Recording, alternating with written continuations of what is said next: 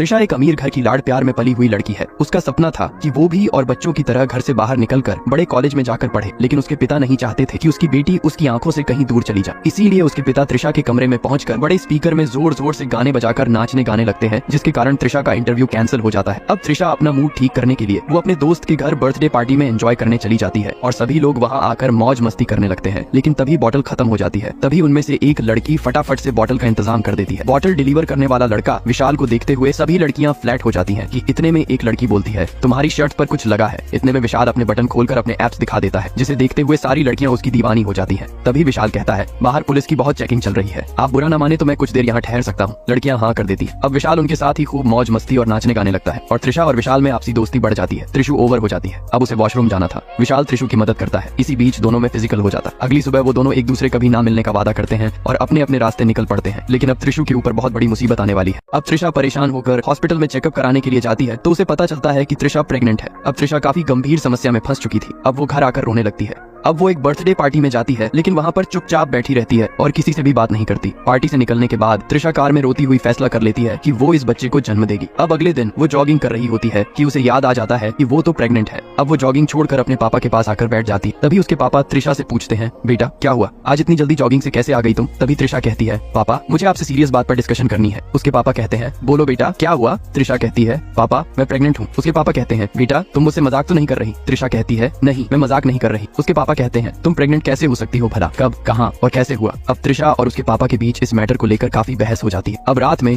त्रिशा अपने पापा के पास आकर कहती है, क्या आप मुझसे अभी भी नाराज हैं? उसके पापा कहते हैं, हाँ। अब त्रिशा अपने पापा से पूछती है, क्या मैं इस लड़के को बता दूं? उसके पापा शॉक हो जाते हैं, क्या उस लड़के को नहीं पता कि तुम्हारे पेट में उसका बच्चा है? अब त्रिशा अपने दोस्त को कॉल लगाकर कहती है, वो दारू वाले लड़के का नंबर मुझे जल्दी से मुझे भेज, मैं प्रेग्नेंट हूँ। तभी उसकी दोस्त दारू वाले आदमी को कॉल लगाकर विशाल का नंबर मांगती है, लेकिन वो आदमी कहता है, तुम दारू वारू छोड़ दो, इससे मेरा लिवर खराब हो चुका है और मैं अभी हॉस्पिटल में भर्ती हूँ। त्रिशा गुस्से से कहती है, तू इससे जल्दी से दारू वाले का नंबर ले। तभी वो आदमी कहता है, अब मेरे पास एक भी दारू वाले का नंबर मौजूद नहीं है। फिर त्रिशा और उसकी दोस्त उस जगह जाते हैं जहाँ पर उन्होंने पार्टी की थी। अब वो सिक्योरिटी गार्ड से उसका रजिस्टर लेकर उसका नाम पता करने की कोशिश करते हैं, लेकिन वो दारू वाले का नाम पता नहीं कर पाते क्योंकि उसने एक लाइन खींचकर अपने साइन कर दिए थे। अब त्रिशा सिक्योरिटी गार्ड पर गुस्सा हो जाती है। अब त्रिशा अपने घर जाकर दारू मंगवाना स्टार्ट कर देती है। वो हर रोज एक नए दारू वाले को फोन करके दारू मंगाना इसीलिए शुरू करती है क्योंकि उसे लगा कि एक दिन वो भी यही डिलीवर करने जरूर आएगा। अब वो 100 से भी ज्यादा बॉटल्स इकट्ठा कर चुकी थी कि इतने में उसके पापा कमरे में आकर इतनी सारी बॉटल देखकर उससे पूछने लगते हैं, बेटा तुम डिप्रेशन में तो नहीं हो? हम दोनों साथ में मिलकर उसका सॉल्यूशन ढूंढेंगे। तभी एक और दारू वाले का कॉल आने लगता है। वो घर से बाहर निकलती है तो देखती है कि वो वही लड़का है जिसे वो ढूंढ रही थी। अब त्रिशा दौड़ कर जाती है और बिना कुछ सोचे समझे उसे गले लगा लेती है। अब दोनों एक दूसरे को देखकर काफी खुश हो जाते हैं। अब त्रिशा को गले लगाने के बाद वो दोनों कार में बैठ जाते हैं। रास्ते में लड़का त्रिशा से पूछता है, तुम्हें मेरा नंबर कहाँ से मिला? त्रिशा खुश होकर कहती है, अब बस पूछो मत। अब वो उससे उसका नाम पूछती है तो वह कहता है, मेरा नाम विशाल है। अब वे दोनों एक होटल में जाते हैं। त्रिशा उसे कहती है, अब जो मैं तुमसे कहने वाली हूँ उसे सुनकर तुम बहुत खुश होने वाले हो। त्रिशा बहुत देर तक अपने मन में सोचने लगती है कि मैं इससे ये बात कहूँ या न कहूँ। फिर वह आखिर में उससे बोल ही देती है, मैं प्रेग्नेंट हूँ। ये सुनकर लड़का काफी शॉक में पड़ जाता है और त्रिशा से कहता है, क्या तुमने कंफर्म कर लिया है? त्रिशा कहती है, अगर मैंने कंफर्म नहीं किया होता तो मैं तेरे पास आखिर क्यों आती? अब विशाल उदास होकर कहता है, अभी तो मैं सिर्फ 21 साल का हूँ। अगर मुझे कोई पापा पापा बोलेगा तो मुझे अजीब लगेगा और ऊपर से मैं कुछ काम धंधा भी नहीं करता।